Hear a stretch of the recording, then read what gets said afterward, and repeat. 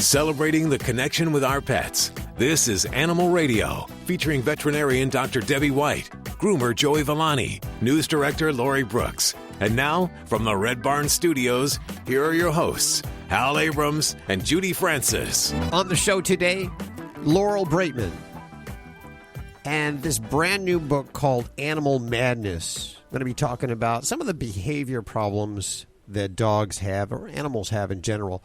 And also, Dr. Marty Becker is back today. Animal Radio Veterinary Correspondent Dr. Marty Becker, talking about either pet food myths or oral care. We don't know what his topic is today. Either one, it'll be fine.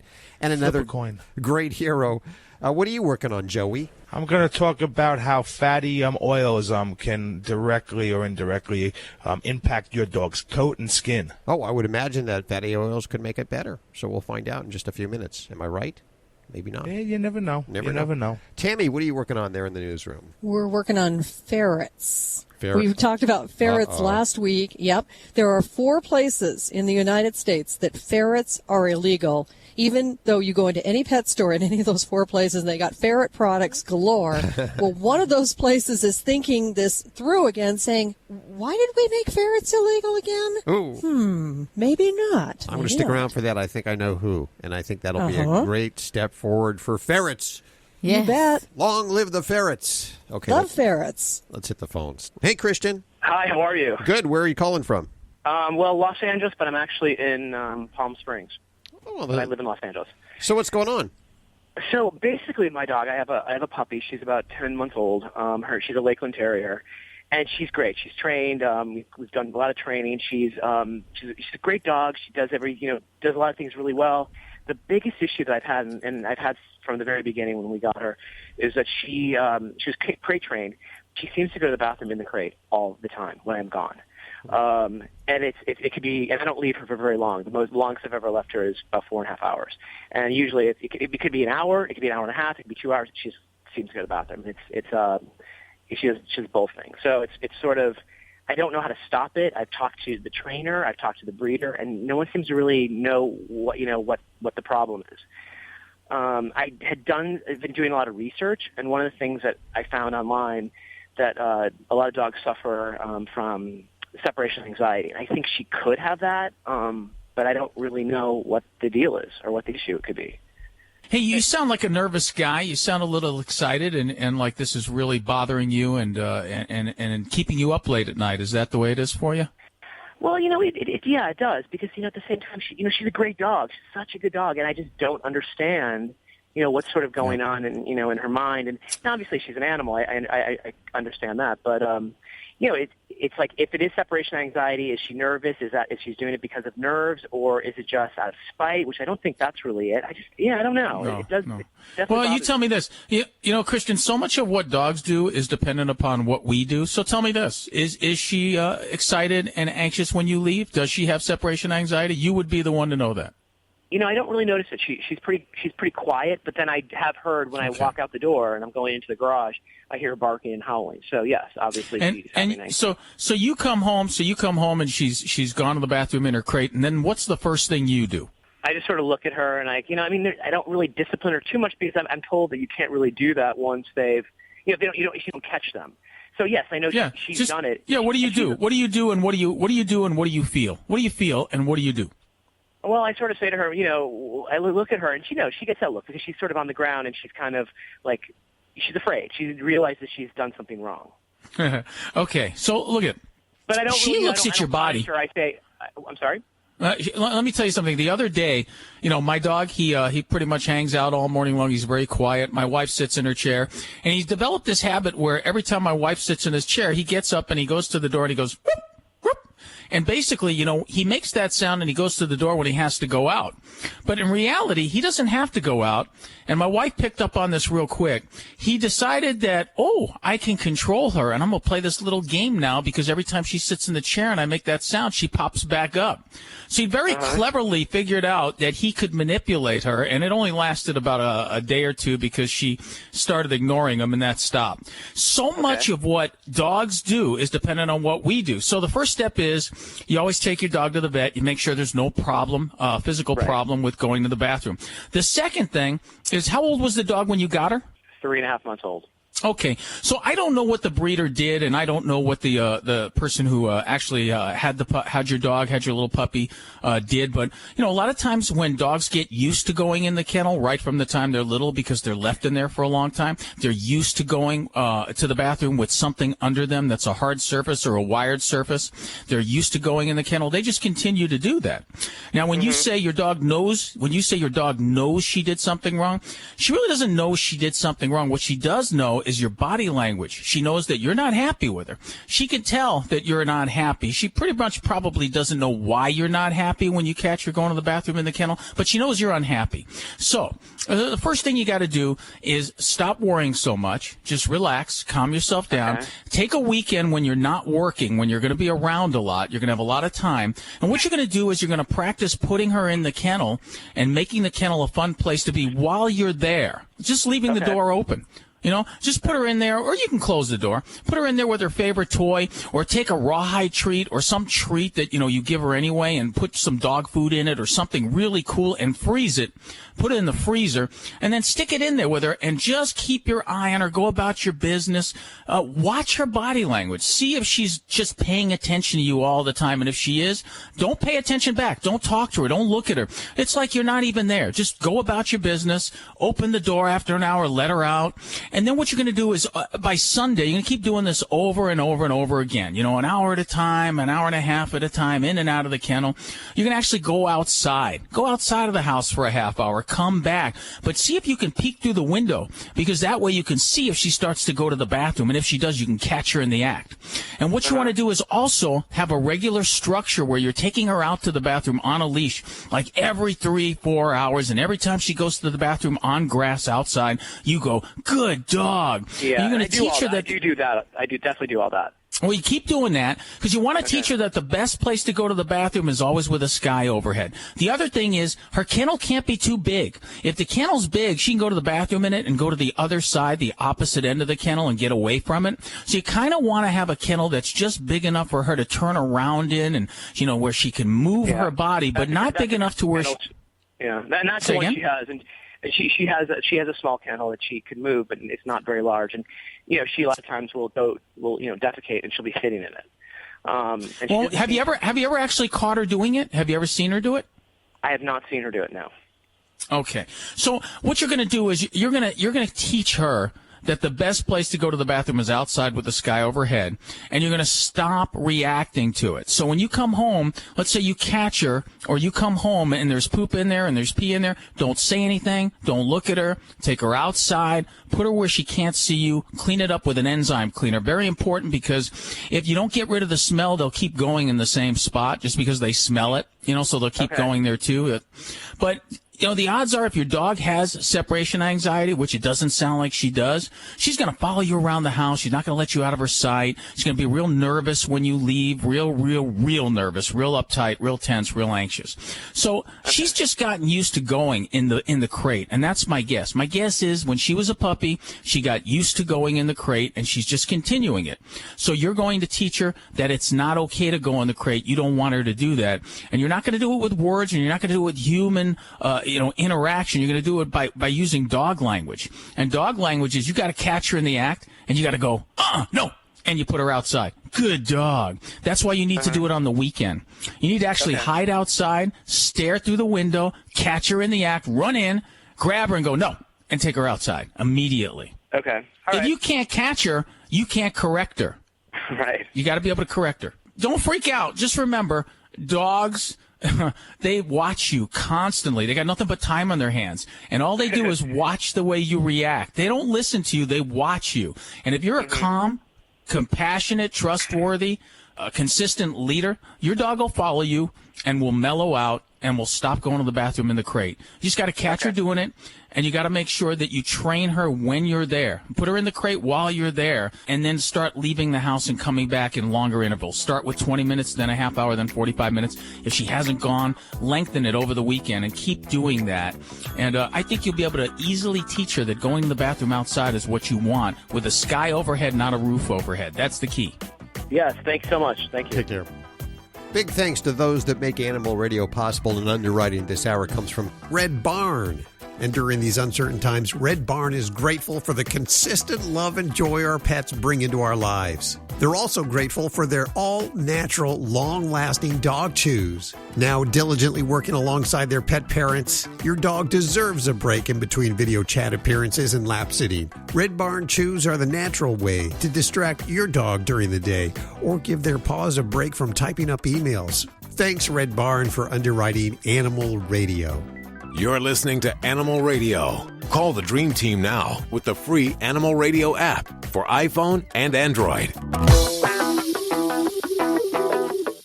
Hi, it's Alan Cable. Thanks for stopping by. Today we're going to talk about something unpleasant to you and me. Very unpleasant, but totally natural to some dogs. I think you probably figured out dogs will eat just about anything, including their own you-know. Whoa! And as gross as that sounds and looks, it's common. Sometimes it can be a sign of loneliness or being bored. Could be anxiety, or maybe your dog is copying other dogs. Sometimes it's because the dog learns that when there's number 2 around, he gets punished. So he's actually making it disappear so you won't be mad at him. It really doesn't present a problem except that we hate seeing it. And, a lot of folks like when their dogs give them their kiss. First thing you can do to try to stop it is to give your dog more attention and lots of exercise. And feed him more than once a day so he has something to look forward to. And also because it'll keep him from getting hungry throughout the day and tempted. Also, pick up after him as quick as you can. Like we said before, he might be cleaning his living space, which is your job. Hey, thanks so much, and as always, get more tips at animalradio.com. Hello, this is Jane Goodall on Animal Radio, and I'd just like everybody to realize that each day you live, you make some difference on the planet, and you can choose what kind of difference you're going to make. And hopefully every day you'll try to make the world a little bit better for people, for animals, and for the environment. Attention sports fans, now you can watch every football game you want all season long without leaving your home with Dish for about $50 a month. Compared to your cable bill, you can save almost $600 a year. Call right now and sign up for Dish and watch every football game you want. With Dish, there are no boxes to pay, plus get free installation as soon as tomorrow if you call now. And with Dish Anywhere, you can watch your favorite sports and channels on your smartphone, tablet, or laptop. Be one of the first 100 orders right now and get a free voice remote. Don't miss a single football game all year long and save a ton of money. Get a free voice remote and free installation as soon as tomorrow. But you gotta call All American Dish right now. 800-380-4452. 800-380-4452. 800-380-4452. That's 800-380-4452. Ladybug, the studio stunt dog, wants me to tell you, download the Animal Radio app right now. It's free for iPhone, Android, or BlackBerry. And you can ask your questions of Dr. Debbie, Alan Cable, or Joey Villani straight from the app. It's a free download. Do it now, she says. She's jumping up and down. Her ears are wagging. Hey, Tiffany, how are you doing? Fine. How are you? Good. Where are you calling from today? Reading, Pennsylvania. Reading, PA. Gotta love it. Listening on WEEU. What is happening? How can we help you? Every day. I'm a cat owner. I have one cat. He's 6 years old. But we had a thunderstorm the other day, and it was really bad. Our sewer pipes are clogged, so everything gets flooded. And a cat actually rescued a newborn kitten. It can't be more than a week old. And it was raining like cats and dogs then, huh? It's doing really good. I have it here, and I'm feeding it evaporated milk, carnation, the milk in a can. Mm-hmm. I don't know what to feed it until I can find a good home for it. Are its eyes open or not open at this point? They're open now, and it's about, can't be more than 2 weeks old. It's a newborn. Yep. Yeah. Usually, puppies and kittens are eyes open between 10 days to 14 days. So, yeah. Now, I will encourage you, Tiffany, that you need to get kitten milk replacer because really every species of animals has certain nutritional requirements, and evaporated milk is not going to meet those needs for a kitten. They actually have a higher fat content than a lot of the human milk products that we will take, and also that's going to be deficient in protein. So it's very easy to find cat milk replacer. You can find powdered or liquid formulas at your local pet store, even probably, Wal-Marts and places like that. They need taurine, like my regular house cat. I have an indoor cat. Yes, and that is another great reason why we need to get her on a cat formula. So rather than try to make up what you got and to make it more nutritionally sound, if you go to a cat milk replacer, it already has taurine in it. And taurine is an important amino acid for cats for their eye development, neurological development, and without it, they can definitely have some abnormalities. And I would say, if you don't already have a little baby bottle, we have a little kitten and puppy milk. Okay, well, great. Then all you got to do is get just cat milk. Good for kittens. It's in a purple aseptic carton at Whiskas Milk. No, we're not looking for adult cat milk, so those are treat milks. You need to find a neonatal or a kitten formula. And is sugar, anything with sugar, just plain cane sugar, bad for cats and kittens? Yeah, we don't feed cats or kittens sugar. So, and you won't have to do much reading of labels. All you got to do is go over to that cat aisle, find the kitten milk replacer, and everything's going to be in there that you're going to need for right now. Now, once the kitty gets to about 3 weeks, that's when we start to incorporate some canned food with the kitten milk replacer. And we'll take a little bit of the canned food, a little bit of the kitten milk, and kind of add it together. So it's almost like a little bit of a watered down oatmeal. And you can encourage that by feeding that on your finger. You can put that in a little saucer, let the kitty drink that. But at this point, you ought to be feeding that baby, golly, every couple hours. So I'd want to make sure that we are feeding her, and then right afterwards, hopefully about stimulating her and cleaning her backside. Yeah, I know all that. Now, how many ounces of milk do they need a day? Well, it's going to depend on their weight and where they're at. So most kittens will gain about 10 to 15 grams of their body weight per day.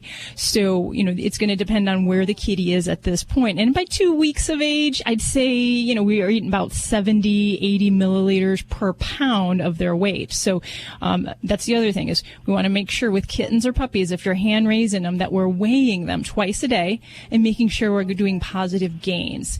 If we're not, that's a symptom of illness, and that may precede you noticing anything wrong with the kitten and, making sure that she's, keep continuing to gain. Now, I did mention, just for those who didn't know what we were talking about when we talked about cleaning the backside, puppies and kittens, when they're newborns, don't have the ability to urinate and defecate on their own. They're stimulated by their mother.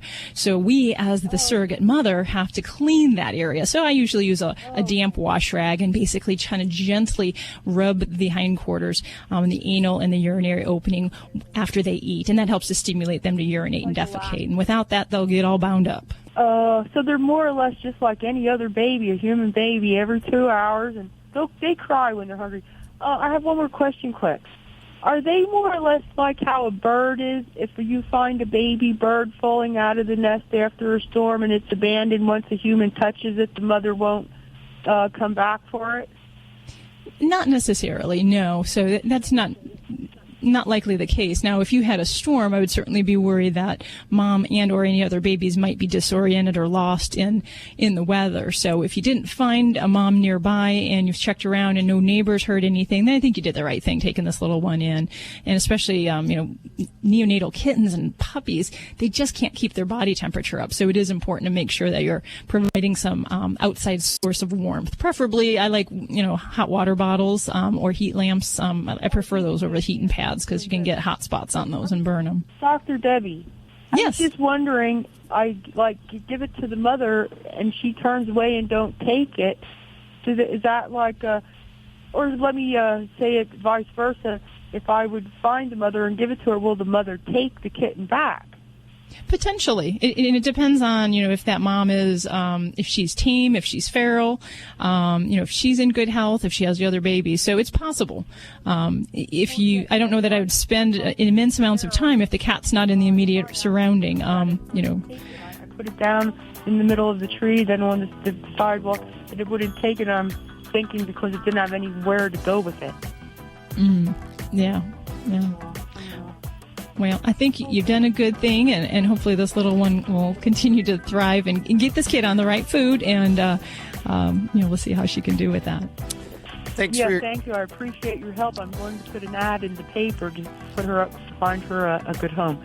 And I appreciate your help. I didn't know where to go. Thank you very much. God bless you. You're a blessing. Well, thank you, Tiffany. You're awesome. Thanks for listening. Thank you. Bye-bye. If you're trying to quit drinking or doing too many drugs, listen to me. You don't know me and we'll never meet.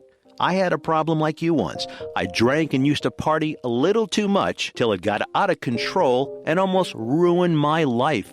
I realized I needed help to fix my problem before it totally destroyed me. If you've tried to fix your drinking and drug problem and you know you can't do it alone, you need to call the National Treatment Advisors. They'll immerse you into a 30-day program to replace your old habits with new habits and totally change your life. And if you have PPO private health insurance, the entire program may be covered. Fix your problem right now before it gets any worse. Get clean. Call now and learn more. 877-247-1584. 877-247-1584. 877-247-1584. This is an Animal Radio News Update. And I'm Tammy Trujillo. We start out with a ferret fact. The Centers for Disease Control now says ferrets are docile and cat-like. That being said, there are 4 places in the U.S. where it is illegal to own a ferret. The states of California and Hawaii, along with Washington, D.C., and all 5 boroughs of New York City. They're legal in the rest of New York, just not in the 5 boroughs of New York City. Huh. But now, really, figure this out, okay? This is crazy. But New York is now considering overturning the 15-year ban on ferrets. New York's health department has said ferrets pose no serious risk to the public.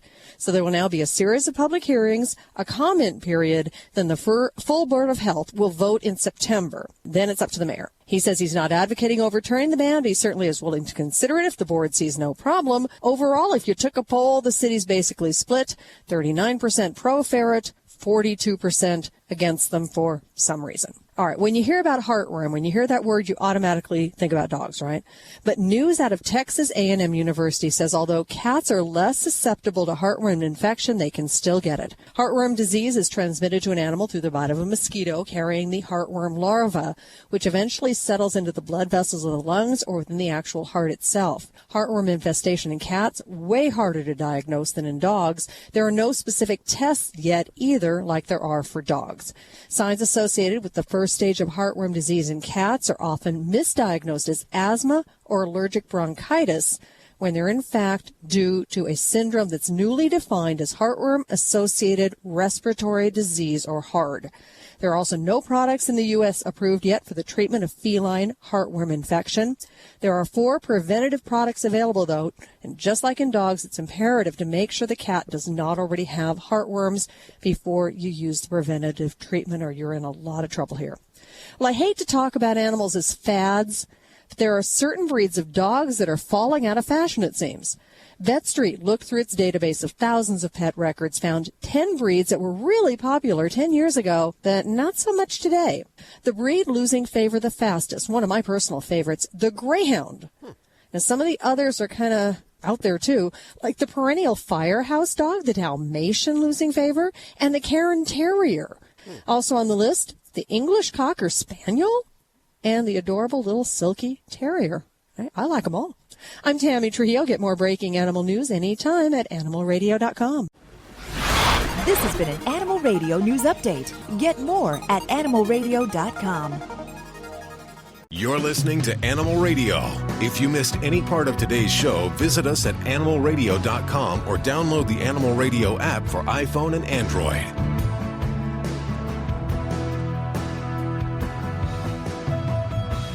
This has become my favorite part of Animal Radio now, the Hero People segment. I'm so delighted that there are so many people that are helping the animals out one way or another. If you want to nominate someone for this segment, send us an email, yourvoice@animalradio.com. Yourvoice@animalradio.com. So nominate someone if you know, and it doesn't have to be they're helping thousands of pets. It could be one single pet we want to highlight the people that are doing It doesn't great even things have to for be the a animal. pet. It could be just a wild wild animal caught in a trap or something that somebody helped. We want to know. Anything. Yes, just people that gone out of their way to go above and beyond. And today we have Linda Spurlin-Dominik. She is one of the founders of the Guardian Angels for Soldiers' Pets. Hi, Linda. How are you doing? Just fine. How are you? Good. Where are we calling you today? What state? I'm in Texas. Texas. They make them big there, don't they? They sure do. The animals, I understand, are even big there. So tell me, you're the founder of this Guardian Angels for Soldiers' Pets. What do you guys do? Well, our primary purpose is helping our deploying military service members going into a combat or designated combat area, peacekeeping, humanitarian-type missions. So when you say help them, and I got to get this right, I don't know how you're helping them. You're taking care of their pets while they go into service? Part of it, one of the programs is our foster home program. Okay. Where we have individuals or families that have registered with us, been vetted to care for the pets that are submitted through our organization during a specific foster term, which could be anywhere from 3 months to a year, depending on the situation. And then we have a military pet assistance fund, which is helping primarily right now, or trying to help our homeless veterans with pets, so they are current on shots, spay-neutered, microchipped before they're actually placed into one of our foster homes. Is this a national organization? Yes, sir. All 50 states. Have you ever rejected any pets? Do you accept all pets? Do you ever have horses or anything that you can't We care for? accept domestic animals, primarily companion animals, dogs, cats, rabbits, horses, snakes, guinea pigs, gerbils. Give me an example of a current case. Well, right now, most of our submissions for the deploying have been related to peacekeeping. A year in South Korea, special ops, which we don't really know where they're going. So you'll hold on to the dog, or you'll have one of your foster families hold on to the dog for a year? Yes. That's amazing. And Yeah, how is this paid for? Most of the foster home costs to us are primarily for recruiting foster homes. The actual pet care cost is cared for by the pet owner, the same as if they were here. So there's no charge for the service for us to provide it as far as that goes, but they still are responsible for the regular pet care-related costs during that foster term. Not all of our servicemen return. What happens in that particular situation? Well, fortunately, we've been very lucky that has not happened to us. Good. That's the good news. If there was something to happen, we have the commander or his whoever of the unit has our contact information, would call here to our national office if there was a problem, like the pet owner got wounded or hopefully not paid the ultimate sacrifice. Then they would contact our national office here. How many animals do you have in the foster facilities at one time? Well, in the foster homes, keep in mind we have no physical facilities. Okay, these pets goes into individual foster homes. Right now, currently, we have 33 in foster since the first of the year. That is about 1/3 less than or about 2/3 less than what we normally have at this time. But, of course, deployments are down. Was there anything that prompted you to start this organization? Well, I had heard of a deploying soldier, single soldier, outside of Toledo, Ohio, that was deploying, and with me and another lady were working to get the animal from Toledo to Hot Springs, Arkansas, to her home. The other lady that helped started this, Carol Omedo, because she was in the animal rescue world, and she said she would keep the dog at her home. I guess remembers because the dog's name was Scooby-Doo. So he always sticks in my mind. Fortunately, a lady closer to where the soldier was in Toledo raised her hand and said, "I'll be glad to take care of your pet and give him back to you when you return." So everybody says, "Oh, well, that's taken care of. We don't have to worry about it." And, of course, I'm one of these people that, learned a long time ago, if there's one, there's more. Exactly. So I started doing Internet search and deployments, animals, and started finding where all across the country, major deployments at that time, half of them were having to leave their pets behind. primarily the single soldiers because they had nobody. Married soldier or military person, they got the wife and the kids to take care of the dog. Rare occasion, due to major medical, the spouse or a child in the family, then they may need us.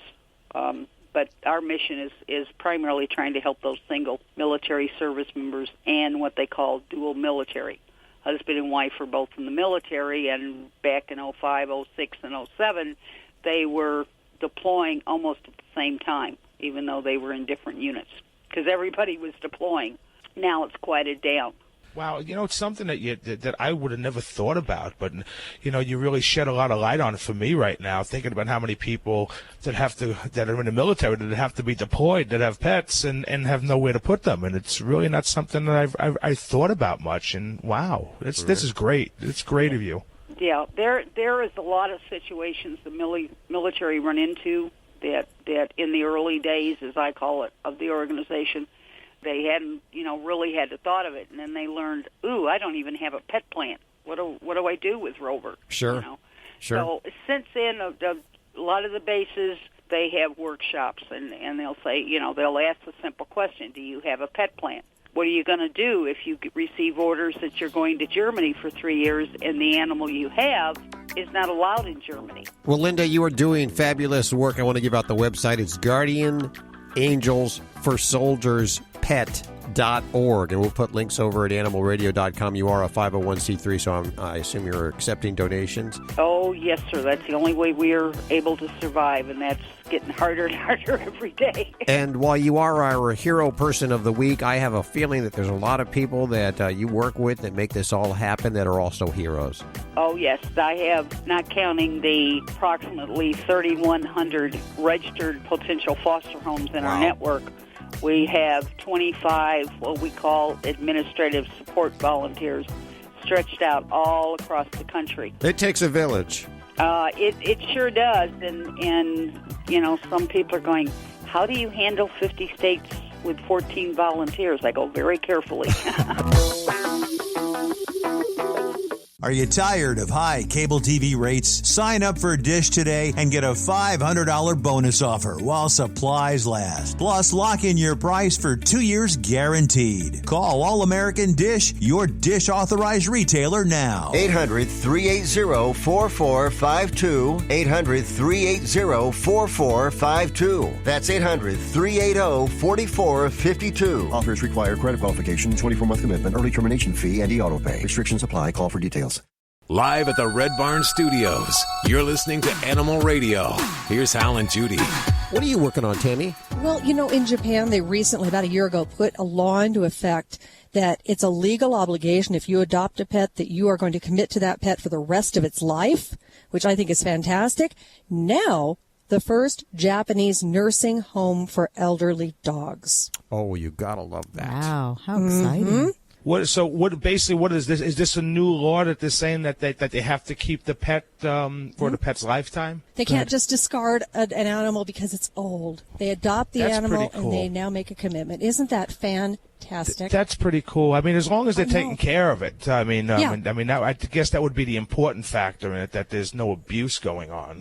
Right. I think what they're trying to do is stop this damn senior dumping stuff. That I know with rescue, we see it so often where, here comes this 12, 15, 18-year-old cat or dog just dumped at the shelter. Don't want it anymore. It's old. I don't understand that. I mean, if you go on, it's funny thing about social media is it really brings an awareness of what goes on with these pets now. I mean, because you see that a lot. I mean, every other dog that's being posted on there, and mainly thank God for the rescues. The rescues, you'll see this is a 15-year-old dog surrendered by its owner because the dog, is old, and they showed and you see the picture of the dog, and you can see that it's definitely distressed at this point. It's standing in the corner looking at the wall. And going, what happened? It's not What'd fair. I do? Yeah, we just got a cat here the other day, 15-year-old cat. Couple had the cat since it was a kitten, and the husband died, and the wife was not partial to the cat and said, "Meh, husband's gone, you're gone too, cat." And this beautiful 15-year-old, sweetest darn cat in the universe is at our home now, and we're going to love him for however much long he's got. But thinking, I don't know how they're so disposable. It just is beyond my comprehension. That's terrible. But Japan's definitely got the right idea. I hope a lot of other countries, including here in the U.S., maybe take note of this. Pamela, how are you doing? I'm fine. How are you? Good. Where are you today? Today I'm in South Carolina. I'm from Indiana, and I'm an over-the-road truck driver. Well, welcome to the show. I have Dr. Debbie right here. Hi. Yes. And I'm a fellow Hoosier, too, by the way. Well, great. That's wonderful. I have two questions. I have a 3.5-year-old Cocker Spaniel, and he has just, in the last week and a half, excessive tearing, and it's kind of a white mucus, and it's just more than normal. Okay. And is he doing anything else with his eyes? Rubbing, scratching, squinting them, anything like that? No. And as far as, has he been on medications, anything else involving the eyes, respiratory system, anything like that? The only thing new for him is that we did put him on blue dog food, but he's not having any other reactions with that. No stool change to speak of or anything. He's adjusted to that pretty well. But we've been trying to clean him with fresh water, about 3 times a day. Mm-hmm. But I didn't know if that's something we should be concerned about or if it's just a change in weather. Well, I'm not terribly troubled by what you're describing, and what I'd classify as normal eye goo, eye boogers, if we'll talk about that kind of thing on the air, I guess. We can typically see in dogs a dry, kind of a crusty brown, which is normal, and some dogs will see kind of a mucus, so like kind of a grayish, whitish booger, if you will. So those can be normal variations for dogs. What I don't like to see are going to be things that are yellow, green, kind of truly more of a, can I say hawker? Yeah. I guess I can, but more like a boogery booger. That is a bad eye booger. That tells us more about infection, something else going on in there.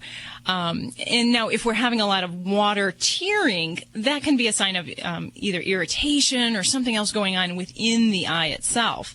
So it's a little challenging to say from what you're describing. If it's a pattern beyond the norm, anytime I see that, you know your dog and you know what's normal for your pet. If this is veering beyond that, it might be worthwhile looking at. But in general, the pattern of whitish eye mattering isn't always a bad thing. So I'd really be looking for other signs that there could be some problems, scratching, rubbing, redness, any of those type of things. No, it just seems to bother us more than it does him. We have to look at it. But other than that, I gotta tell you, I'm with you. I am an eye booger person. So any pet that comes into my hospital, it's kind of like I can't control it. I'm sitting there examining the dog, and my fingers kind of work towards the eye and wipe the eye booger out. It's just something I've been doing since I've been a kid, and I don't know. It's a quirk. So I'm with you. I do that, too. That's really weird that somebody else actually mentioned that they do that. 1-866-405-8405. Thanks for your call, Pamela. Good luck on that. Can I ask you one more thing? Sure. Well, we also have 2 cats that we're trying to convert to a more holistic food, and we've tried them on Solistic and also on Blue. One cat takes to it. The other one has been like 2 weeks now and hasn't eaten. At what point does that become abusive and we should put her back on our dry food? She hasn't eaten for how long? She hasn't had any dry food, or she hasn't eaten any of the new canned food in almost 2 weeks. Oh. Holy crap. I'm sorry. She's that's a pretty bad. fat cat. She's about 23 pounds. Okay, that's a problem. Yeah, and if you're doing a food change or in any other situation, a cat that does not eat for 2 to 3 days, does not eat anything, that is a medical problem. You need to go see your vet. Cats cannot go long periods of time without eating. And this is opposite than dogs. Dogs can go days, weeks if they had no food and they can survive. A cat, if they do not take in any nutrition orally, they can go into a problem called hepatic lipidosis, and it's basically where their liver goes into a shutdown, and overweight cats are very prone to this. So I would say if that is accurate and you're sure your kitty hasn't eaten anything for that time frame, you need to take them to the vet because that could be a real problem. So if in the meantime, I need to get her back on her dry food then also. Yeah. If you've switched the food and she doesn't have access to what she liked or what she's familiar with, I would offer that. But if she doesn't go to that immediately, I would take her right to the vet. Okay. All right. I will do that. Thank you for your call today, Pamela. You're listening to Animal Radio. Call the Dream Team now with the free Animal Radio app. for iPhone and Android. People say less is more. At Red Barn, we think less is better. It's what you won't find that sets our natural premium pet food apart. No byproducts, no corn or soy, no fillers. Just the natural ingredients your pets need to live the healthy life they deserve. Look at the label. We want you to. Red Barn Naturals Pet Food. Simply the best. Find it in your local pet specialty store. Try our grain-free rolled food. It's protein-packed with less risk of food sensitivity. Celebrating the connection with our pets. This is Animal Radio, featuring veterinarian Dr. Debbie White, groomer Joey Villani, news director Lori Brooks. And now, from the Red Barn Studios, here are your hosts, Hal Abrams and Judy Francis. If you want to talk to Dr. Debbie, dog trainer Alan Cable, or Joey Villani, now's the time to call. Now, in just a few minutes, we're going to talk to Laurel Braitman. She's written a book on animal madness, how anxious dogs, compulsive parrots, and elephants in recovery help us understand ourselves. And she'll talk a little bit about the drugs that are used, like Prozac for animals. Valium, too. Valium, too? Yes. Really? I didn't know they used Valium for animals. Yeah. Good to know. Well, you've seen him on the Dr. Oz Show. He's the author of 22 books that have sold more than 7 million copies combined, including 3 New York Times bestsellers. And best of all, he's the Animal Radio Veterinary Correspondent Dr. Marty Becker. How are you doing? Oh, friends, good. You know, today I was writing an article about 5 things that I did today that non-pet owners would probably find disgusting. Uh-oh. And an example is I saw the dog eating horse manure. Oh. Yes. So she comes out there and I go, "Oh, you's a bad girl. Oh, you's a bad girl." And she gives me a big old kiss on the side of the cheek, you know. Oh, yes. And then picking eye boogers. Like my wife and I'll get these tiny little white eye booger in the corner, and she goes, "Oh, God, get it." I said, "Get it for me." "No, oh, gross." And yet I see her, the dog's down there, and she's casually looking it over like these monkeys you see at the zoo where they're picking stuff off of it. That's She's me. just prying the eye boogers off of it, doesn't care a bit, you know. That's me. That's Yeah. me. Oh, the things that we do for our animals. I think we should talk about the pet food myths. Well, let me tell you what's happened. When I was got out of veterinary school in 1980, you know, we learned some things about pet food, about nutritionally balanced and complete, and some of that stuff has never changed. You know, pet diets can be made up of a variety of ingredients, and they can have meat or meat byproducts, grains of different kinds, various sources of vitamins and minerals and preservatives. But what's important is it contains everything it needs. Now, a dog's food needs 44 essential nutrients, and a cat's food needs 48 essential nutrients, which means you can feed cat food to a dog if you want. Sometimes if an older dog's kind of lost their appetite, we'll actually recommend that, and they'll do just fine on it, although they tend to gain weight on it because it's really palatable. That's the one thing that we try not to do with our dog is let them eat the cat food, because she'll put on all kinds of pounds if she does. All kinds of pounds. But you can't feed dog food to a cat. We still have people do this because they'll buy one kind of food, and there's especially one of these essential amino acids called taurine that's not in dog food, and cats can actually go blind from it. So you can't feed dog food to a cat. But here, what's happened is I can remember literally when the pet food section in the grocery store, in a pretty good-sized grocery store, was 8 feet long. And then it went up to 16 feet, and now it's both sides of the aisle. Yes. And then you go into Petco or PetSmart or one of these stores, and it's bewildering, the number of choices. And I had to have somebody prove this to me, but there are now foods that are $20 a pound for kibble. It's $160 for an 8-pound bag of food. Wow. And so you see these people, and the reason I wanted to talk about this, you see these people that go in there and they'll look at these beautiful packaging. I mean, there's this wolf devouring this elk on the front of it, and there's a salesperson there on the weekends from these pet food companies, and they have them do this test. You know, put your food up against this, and it's all designed like the 3-card Monte in New York. You know, where you put the ball under the ping pong ball under the shells and move it around, and pretty soon it's, oh my gosh, I've got to feed it. I just have to find the money to do it. So what people will do is they'll spend money, and I'm going to say waste money on pet food that they could be better using to look after their pet's health. So let's start with this. There was a recent article, 6 veterinary nutritionists at veterinary colleges. You're not going to get much more authentic than that. Not a single one not 6 veterinary nutritionists at 6 veterinary schools had ever seen a case of a nutritional deficiency come into the hospital. Okay. Which that means there's millions of dogs and cats that are successfully fed diets that some people would turn their nose up at. They'd go buy a discount store or a big box store or a pet store and think, oh gosh, that's so much less. I shouldn't feed that. They do just fine on it. And one of the new things we see now too is people talking about fillers. This is used with fillers. And they say it's got corn or it's got this in it that fillers. And what people will do is try to go, really it's kind of what would you say, a highly colored and emotionally charged language, and it's maybe unconsciously, but it has the effect of provoking an emotional response and getting you to switch from you form a biased opinion and you spend this money that you don't need to spend. Yeah. Well, so are you saying we don't need to spend the money? Because I know, for instance, Judy, you had a cat that lived on Friskies for what, 17 years? That's had all no he problems. ate was Friskies. And yet I won't put anything in my cat's mouth that I won't eat myself. Well, it's really funny. Within our group that write together, we write a syndicated column, and I've written 24 books. I fed commercial food my entire life. I have 2 17-year-old cats that eat Meow Mix. They've never been to the vet. I have a 14-year-old golden retriever that's never been to the vet. She's lean, she's active, she's cancer-free so far.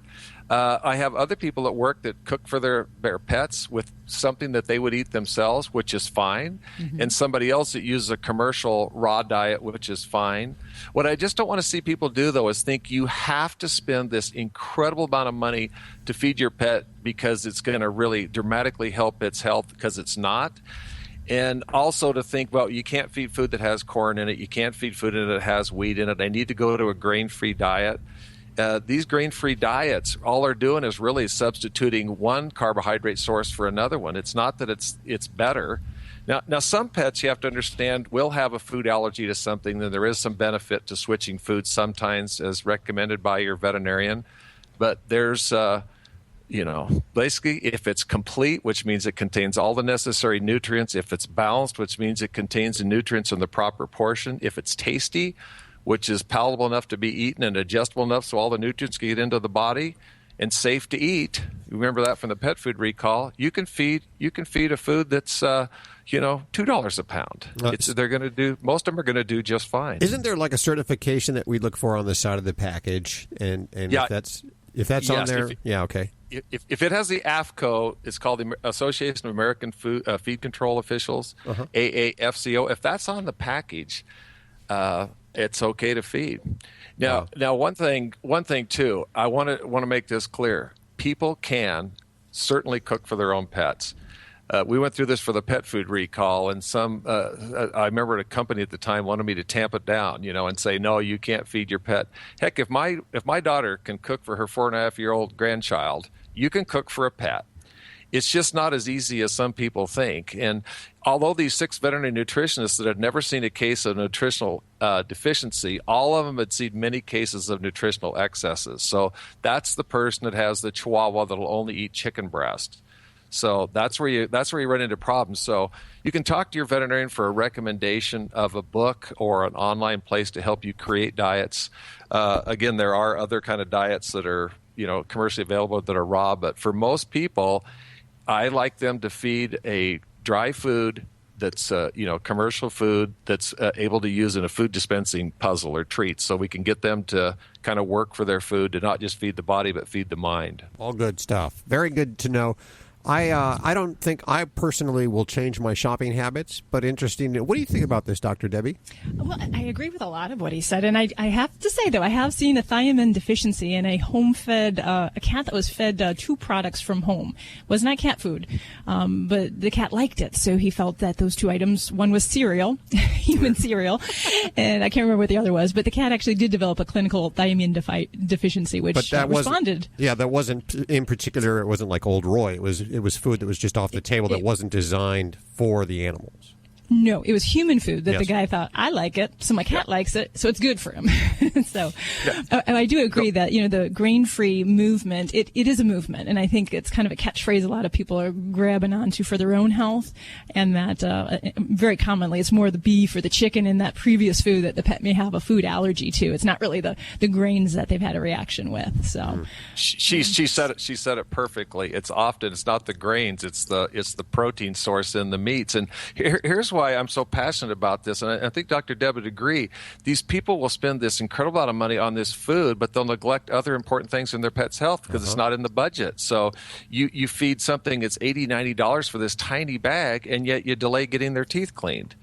And this is something else, by the way. I was taught back early on, back 30 years ago, that dry food helped keep their teeth clean. That's actually not true. Yeah. Dry food and canned food are about the same. Semi-moist does cause an increase in plaque and tartar. The high-protein diets do not cause kidney disease either. And just feeding lamb and rice diets don't prevent allergies. They were initially thought to address these allergies, because there were novel proteins that weren't chicken and beef. But a lot of these things go back to a skin problem, too. They think there's a skin problem. They go into the pet store and they say, if you feed this, it'll get rid of it. And Dr. Deb and I know often these are environmental allergies. And instead of spending money on that $100 bag of dog food, go to your veterinarian for a Pockwell, this new drug that works like a miracle to stop these pets from biting, chewing, licking, scratching, and itching. And then you've got your treatment and your cure. All good information. Dr. Marty Becker, thanks so much for joining us today. Thank you, friends. You're listening to Animal Radio. Call the Dream Team now with the free Animal Radio app for iPhone and Android. Hey, don't forget you can get your fix of Animal Radio anytime you want with the Animal Radio app for iPhone and Android. Download it now. It's made possible by Fear-Free Pets, taking the pet out of petrified. Visit them at fearfreehappyhomes.com. Hi, it's Alan Cable. Welcome to The Mess. Here's today's great dog story. You're going to love this. Olivia Sievers is a flight attendant that flies a lot, from Germany to Argentina. She spotted a stray dog outside of her hotel in Buenos Aires. She was drawn to him, spent a couple of minutes, and then thought nothing about it. But every time she came into town, the dog appeared to be waiting for her and would follow her around wherever she went. Looks like this dog knew who he wanted. Anyway, she arranged for him to be taken to a shelter and adopted. Some folks did adopt him, but the dog escaped the home and went back to the hotel. So Olivia decided she would adopt the dog and take him back home. Some dogs and people are just magical. This is Animal Radio, baby. People say less is more. At Red Barn, we think less is better. It's what you won't find that sets our natural premium pet food apart. No byproducts, no corn or soy, no fillers. Just the natural ingredients your pets need to live the healthy life they deserve. Look at the label. We want you to. Red Barn Naturals Pet Food. Simply the best. Find it in your local pet specialty store. Red Barn canned food for cats and dogs is grain and gluten-free. Let's see. How about Tina? Hey, Tina. Hi, how are you? Good. How are you doing today? Great. Thanks for taking my call. I appreciate it. How can we help you? Well, I adopted a cat about a year ago, and he's a mixed Maine Coon. He's neutered. He's an absolutely wonderful boy until this last couple months, and he started pulling his hair out towards his hind end. Now, he's not bald by any means, but he's pulling it around his tail, around his back end, and you can feel these little scabs. So I took him to the vet, and they ran blood tests. They checked everything. He's not hurting. He's not nothing. They think it's behavioral. So how do I make him stop doing this? Because it's tufts of hair everywhere. Yeah, and it's only on on his rump area. Is it anywhere else on his body? His rump area and the base of his tail. Now he's probably about 25 pounds. So and he gets brushed daily. I mean, there's no matting. I cannot figure this boy out as to why he's doing this. Okay, so you brought up some things that your veterinarian has already screened for, things like pain. Undiagnosed pain can definitely cause cats to do something like that, as well as other type of health problems internally, bladder problems. I would look on the outside, and I'm assuming also they looked for things like fleas, types of skin mites, and ringworm. Those kind of things also come to mind with a kind of a patchiness and an itchiness back there. And then if everything else on a diagnostic workup has turned up clean and we can't find a good medical reason for this, then there's kind of two different avenues that I would look at. One would be I would work on the possibility of allergies. And food allergies, seasonal allergies, they kind of all get mixed up together in how they affect the body. But animals tend to chew, scratch, lose hair while we're off having hay fever signs. So things that you can try in the meantime would be a food allergy trial, and basically going to a type of a diet that is geared for a pet with a skin problem. And what they basically will be is two different methods, what we call a novel protein, which means it's based out of ingredients that the kitty's never really seen before, and hopefully they are not allergic to. Things like rabbit, duck, very unusual things that they might have in their world. And you try a food trial with that for about 4 to 8 weeks. There's some other diets called hydrolyzed protein diets, and I find a lot of kitties with some of these weird skin problems, that's the first thing that I like to do before we get into medications and things like that. So that I would definitely recommend. Now, if we were suspicious about allergies, in some cases we'll use medicines like steroids to give them a try to see if we see an improvement with that. And that might be something, if everything is checked out clear, that you may want to consider that as well. Okay. Now, there's another whole class of skin problems that I look at, and they're called psychogenic alopecia. And it basically makes it almost sound like it's a mental illness, but in a sense, it kind of is. There are some cats that have a behavioral-driven problem where they over-groom and self-mutilate almost. For those kitties, we try a lot of different remedies, from anti-itch medicines, steroids, to seizure medicines, behavioral medicines, and a lot of kitties will just kind of jump around and try different things until we find something that works. So either I'd say the allergy aspect or the psychogenic alopecia would be the different directions I might be looking here for your baby.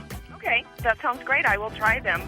Hey, Joey, how are you doing? Hey, I got a pretty cool tip to talk about because it just happened to come up. When I had this woman that had a German Shepherd, and a lot of people like to add fatty acids, usually fish oil or any type of. You can go into any pet store and you can find these additives that you'll put in your pet's food. And a lot of people think that when their dog has dry skin, it's going to help to take the dandruff away. And in most cases, it doesn't. Now, some cases it will, but in most cases, it does not. This particular person had their dog on a pretty decent diet that was doing well, and she just started to notice that the dog was getting flaky. So she started adding fish oil. She thought that it was clearing up, and then about 6 months later, it progressively had gotten worse. Took the dog to the veterinarian. They really couldn't find the problem. Now, a lot of times the problem is when you're adding excess oil, what it does, it's going to clog up the pores of the skin, because if the dog isn't using it, it has to release it somehow. So it's going to come out in two ways. Either going to come out in the stool, or it's going to come out through the skin. Now, there's a big misconception that dogs don't have skin pores. They do. They just don't sweat through them. But they have pores just like everything else. And it's funny because I was at a show not too long ago. For those of you that are on the West Coast, he's saying pores, I believe. P-O-R-E-S. Yeah, not paws. P-A-W-S. Pores. Wanted to translate. Okay, there you go. Sorry. Listen, okay, there's that East Coast accent. What can I say? Pores. What happens is I was at this show, and they had this gentleman there that had this new machine, and it was called a micro bubble machine. And basically what it does, it breaks the molecules of the water down smaller than they normally are, and it gets down into the skin and pushes everything out. Well, through a microscope, he was showing how fatty oils get caught up in the skin and how this removes it, and then you could start over. But to eliminate that, because unfortunately not too many people have this technology yet, and to purchase the technology for groomers is rather expensive, being that the unit itself costs $8,000. Yeah, and a lot of veterinarians don't have the technology yet. So what you want to do is basically just start eliminating the fatty acid. I'll give you a good example. Did you ever see the guy that has really bad dandruff, and you look at his head and his hair is real greasy? Ew, okay, yes. It's not dry skin. It's just it's shedding skin cells because there's a problem, and it could be an overabundance of oil. Well, it's the same thing with your dogs. and in a lot of cases eliminate the excess fatty oils that you're putting in there.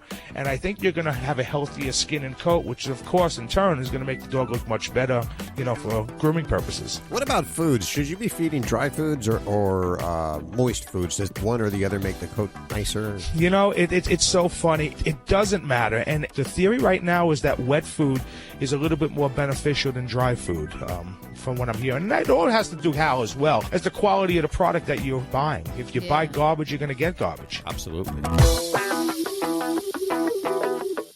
All of us here at Fido Friendly Magazine can't wait to get on the road again with our favorite Fido. We know that it's just not a vacation without our furry companions by our side.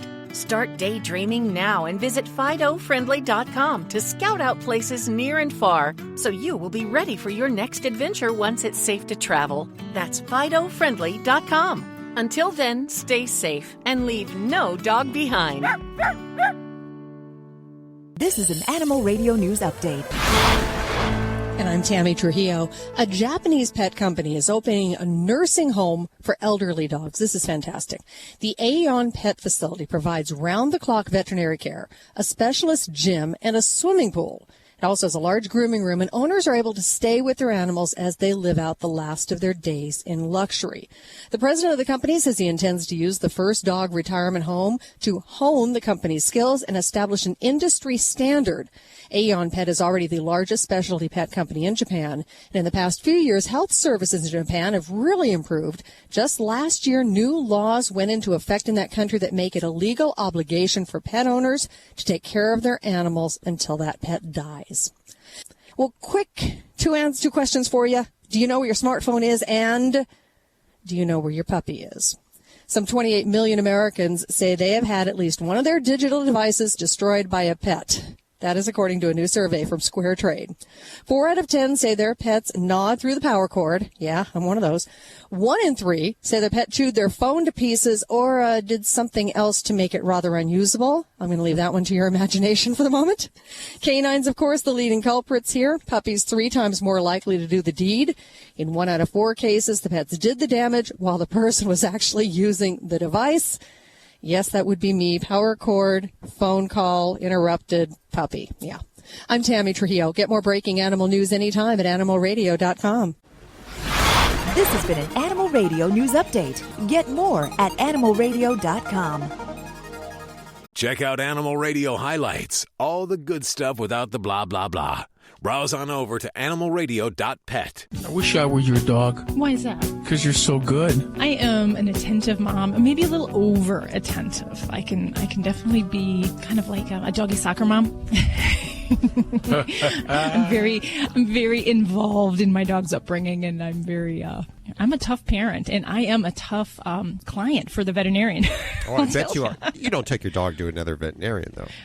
No, I allow my husband to do most of the bad stuff, the mean stuff, and I do all the, routine things. But I'm a mama, so, I can't look at my baby as a patient. She's my baby. That must be hard. I know that my dad, who was a doctor, would never work on anybody in the family just because, I guess, it was too close. And that's sort of the policy in human medicine, but not so, I guess, for veterinary medicine. Oh, that's cool, man. Was your dad a general practitioner? No, he was a gynecologist. Really? That explains a lot. Yeah, I was bummed because I never got to go to Take Your Kid to Work Day with him, which is for good reason, I'll tell you. All he had were sons. You know who we have on the phone? This is kind of cool. We're always talking about compulsive behaviors that some dogs have, anxious dogs, what they'll do when they're anxious. And there's a book out, brand new book out, called Animal Madness, How Anxious Dogs, Compulsive Parrots, and Elephants in Recovery Help Us Understand Ourselves. And the author, Laurel Braitman, is on the phone. Hi, Laurel. How are you doing? Hey, good. Thanks so much for having me. Thank you for coming on the show. So now, a quick synopsis, without giving away the book. What is a summary of what's going on in it? Oh, well, almost a decade ago now, I adopted a Bernese Mountain Dog. He was a rescue, and for the first 6 months, he was just a dream dog, sweet, affectionate, fine. And then he developed debilitating separation anxiety and a number of other problems. And after 6 months? Yeah, he was fine for 6 months. So he wound up on liver-flavored Prozac and Valium and all kinds of other things. And I just was shocked. I'd only heard a rumor of dogs being on these kinds of drugs. And I decided to try and get to the bottom of this. Like, how do these drugs get inside of our veterinary clinics? And why? And do they work in the same way in other animals as they do in us? Did they work for your dog? The Prozac didn't, but the Valium did. He had severe thunderstorm anxiety. And as long as we could drug him a half an hour before the storm hit with Valium, he didn't panic so much. Whatever causes a dog to start having separation anxiety after 6 months? Was there an event that triggered that? No. In fact, what I found through talking actually with a lot of child psychiatrists, too, is that this is a fairly common thing. A lot of us, when we have a disruptive life event, we're sort of on our best behavior for a little while. And not until we feel more comfortable does our anxiety begin to surface. It's almost like we can keep a lid on those things until we feel okay. So ironically, him feeling a little bit safer with us might have made those symptoms manifest about 6 months in. Wow. You were talking about Prozac. Now, Nike, the studio cat here, is on Prozac, has been on Prozac for how long, Judy? Quite a few years, Quite a few years. He's a nervous cat. He paces. He paces. What else was wrong with him? He was urinating? He was spraying and pacing all over the house and just stopping and spraying. Has Prozac made a difference for him? Oh, yeah. You know, he hasn't sprayed in years, and he doesn't pace the house anymore. He still has a little bit of anxiety, but he's a much calmer cat now. He's actually able to lay down and go to sleep during the day, where before he would just be on the pace up and down, up the stairs, every window. He just couldn't relax. Yeah. What kind of case studies are you finding? Are you finding that it is successful or not successful? You know, it seems to be about as successful in other animals as it is in humans. That is, it really depends on the cat. I'm thrilled it worked for Nike. You know, for many other cats and for dogs like my dog, and frankly for lots of gorillas and whales on this medication too, there's not a one-size-fits-all. There's not one antidepressant or one anti-anxiety med that works for everyone, and we've found that with human medicine.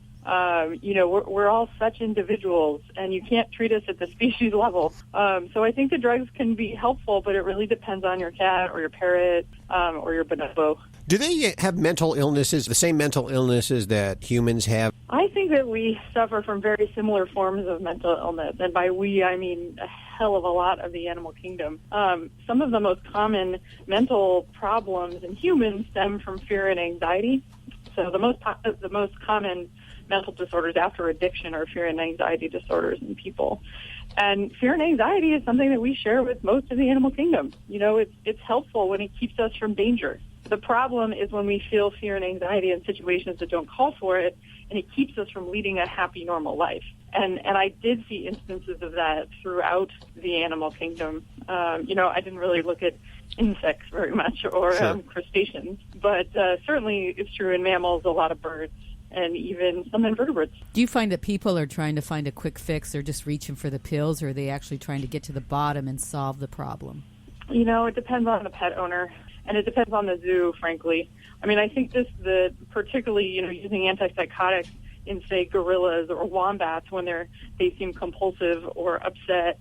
What makes a compulsive wombat? That's just what I want to know. What upsets him?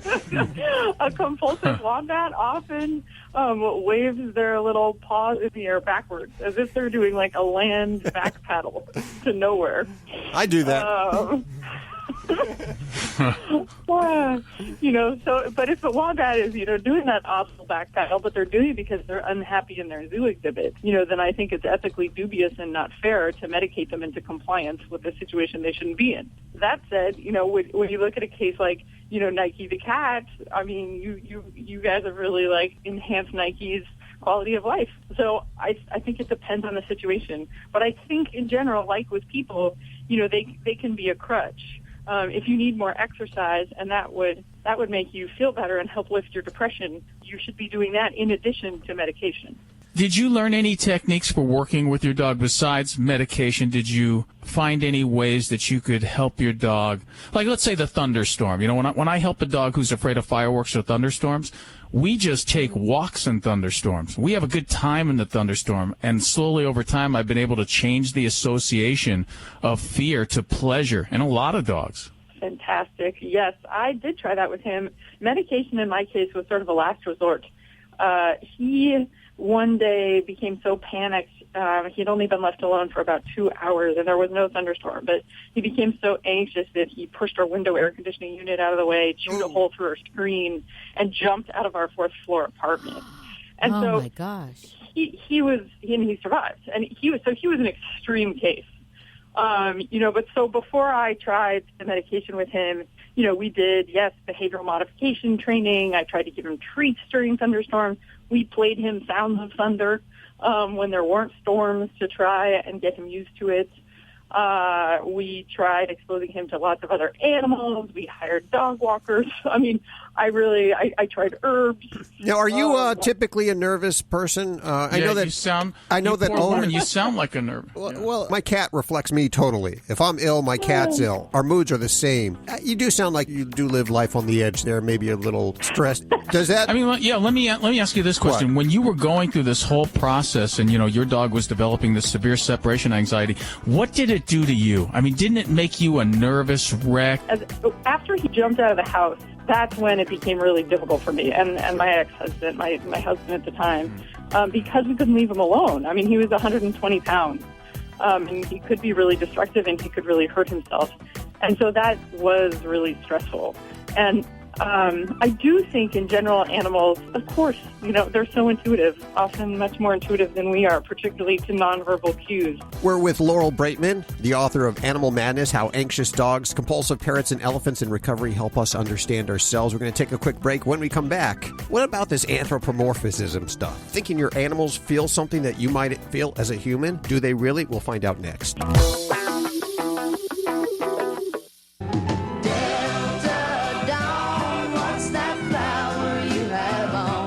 Hi, this is Tanya Tucker on Animal Radio. Love those pets. Yeah, puppy pads are convenient, but sometimes they're really gross. That's why the Animal Radio studio stunt dog, Ladybug, uses the Brilliant Pad self-cleaning puppy pad. We love how it handles number 1 and number 2. It seals away the waste and replaces dirty pads for us. Brilliant Pad keeps our home clean and smelling fresh. All we do is replace the roll once every few weeks, and the process is fast and clean. In fact, Ladybug gives it 5 paws up. Learn more about it at brilliantpad.com. Need a fix of the good stuff? Get more Animal Radio with the free Animal Radio app for iPhone and Android. It's Animal Radio. Celebrating our connection with our pets, we are with Laurel Braitman. She's the author of Animal Madness, How Anxious Dogs, Compulsive Parrots, and Elephants in Recovery Help Us Understand Ourselves. Let me ask you this question. What? When you were going through this whole process and, your dog was developing this severe separation anxiety, what did it do to you? I mean, didn't it make you a nervous wreck and you were just so concerned and you couldn't sleep and you were freaking out the whole time? I'm sure he was picking up on my anxiety. There's no way he couldn't have been. But I wouldn't say mine started first. Like, I was so overjoyed to have a dog. Sure. And I'm not generally a nervous person, although, I don't know, I'm on the radio right now, so maybe I sound more nervous than normal. Well, but, when you give him a Valium, do you just split it in half? I'm just so curious to talk to you. I could talk to you for hours. I wish I could have been around when you were dealing with your dog. I just would love to see what was going on. I'm fascinated because, I've seen dogs develop anxiety a lot of times. And, yeah, sometimes it's just in the dog. Like you say, there's no other way to help them than with medication. But a lot of times it's the owner causes the whole thing. And that's what, Alan, I was going to say is that I cannot stress enough the importance of early exposures and socializing puppies and kittens when they're young. And it isn't always that the behaviors, these kind of fears develop later. We just don't provide them with the tools to cope with those noises or those new things when they're really young. And then that starts to manifest when they're older. So really, puppies and kittens, get them around noises, get them around new people, new things, because that'll go a long way. That's sure. Well, that's why Ladybug's not socialized at all, is because she hasn't been around young or any animals. So, and now when she is, she's afraid of them. Yeah. In your book, you talk a little bit about the usefulness of anthropomorphism. Well, so anthropomorphism, or the projection of human desires and motivations and viewpoints onto other animals, usually gets a bad name. Yes. And I think those of us who live with other creatures, we do it anyway. Like most people have a secret voice they use to talk for their dog, or we have conversations. I know my editor talks to her cat. Sure. She's embarrassed, outing her here, I guess. But most of us, we have these secret lives with our other animals when no one's paying attention, and we feel sort of ashamed about that. And I think that's ridiculous. I actually think we should be public about that, because identifying with them often helps us help them. But do we put diseases, names on them just because we as humans suffer them? Like if I'm depressed, do I think my animal is depressed? Or if I'm bipolar, do I think my animal is bipolar? I mean, most people I talk to know, that there is a pretty healthy separation. The thing is, though, is identifying with your animal and realizing what their version of normal is helps you understand when there's a change in their behavior. So it's not the same as you projecting your own feelings onto them. Okay. Instead, I think, it's a way of thinking about changes in their behavior that can sometimes be minute and easy to overlook. And if you're paying a lot of good attention to your creature and you have an understanding that they can suffer from depression or OCD, then you're going to notice it if it happens. This is all very intriguing. Yes, it is. It's made me... I'm going to take one of these books here, Judy. Is that okay? Yeah. How many copies do we have? Well, we had 5, so now we're... Hey, I'm sorry. We have so many questions, but we're so out of time here. Laurel Braitman, thank you so much for joining us. The book is called Animal Madness, How Anxious Dogs, Compulsive Parrots, and Elephants in Recovery Help Us Understand Ourselves. I'll put links over at the website at animalradio.com, and maybe we'll have you on again. That would be my pleasure. You're awesome. You did a great job. Oh, thank you guys so much for having me. I'm a big fan. Thank you. You're listening to Animal Radio. If you missed any part of today's show, visit us at animalradio.com or download the Animal Radio app for iPhone and Android.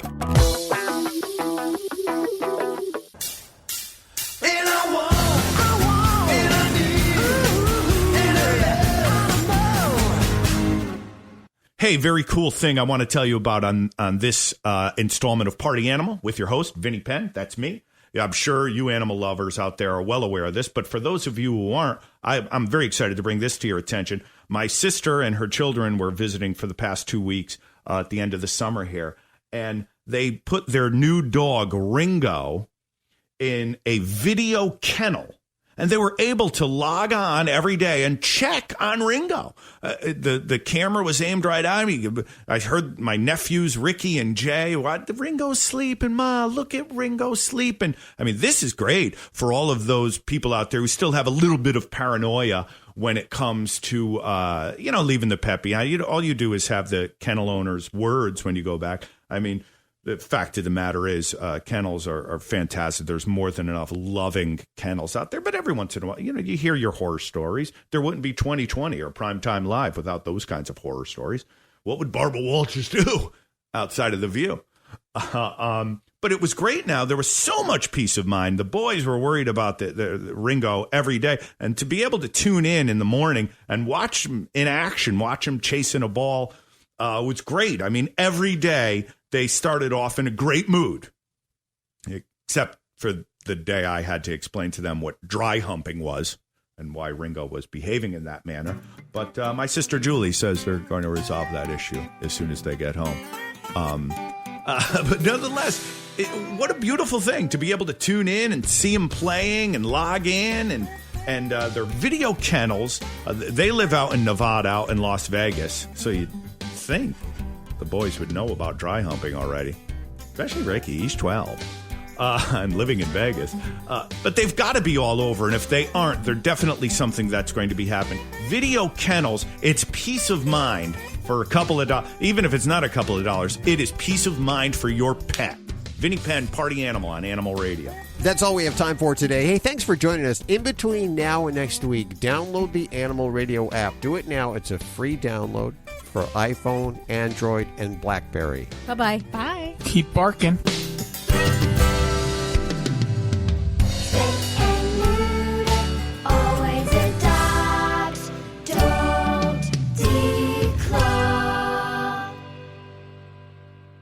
This is Animal Radio Network.